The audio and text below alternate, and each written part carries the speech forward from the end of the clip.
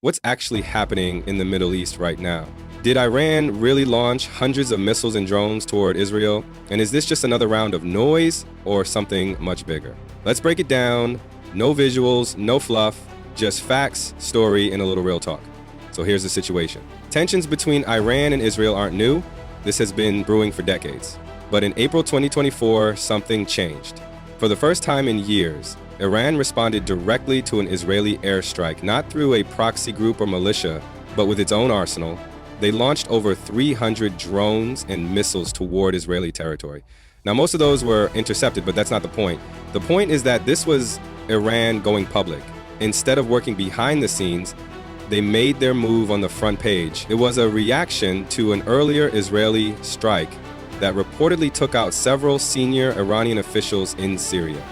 And for Iran, that wasn't something they could just ignore. So they hit back. But this isn't just about tit-for-tat strikes. This goes deeper. See, over the years, Iran has expanded its presence across the region using what we can call aligned forces. Groups like Hezbollah in Lebanon, Hamas in Gaza, and militias in Syria and Iraq. These are groups that share Iran's goals and receive support, weapons, training, and money. And from Israel's perspective, it's not just influence, it's encirclement. Iran is playing a long-term game, slowly building pressure points around Israel's borders. So Israel hits back. Airstrikes in Syria, cyber operations, quiet disruptions. This has been the pattern. A cold conflict with occasional sparks.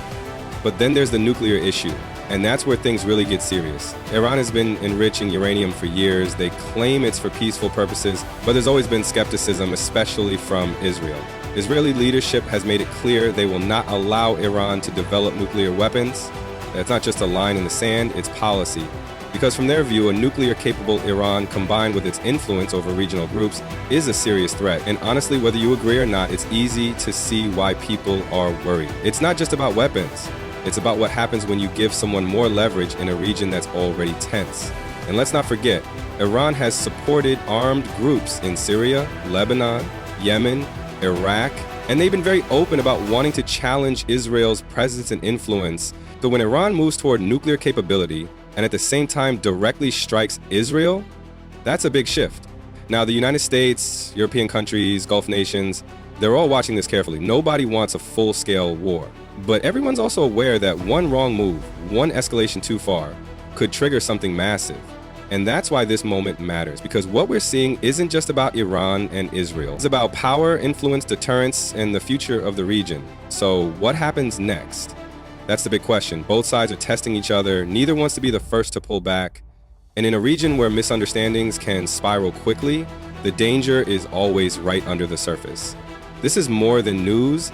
It's a slow-motion collision between two countries who both believe they're acting in self-defense. And the longer this plays out, the more likely it is that others, from the US to the Gulf states to global powers, will be pulled in.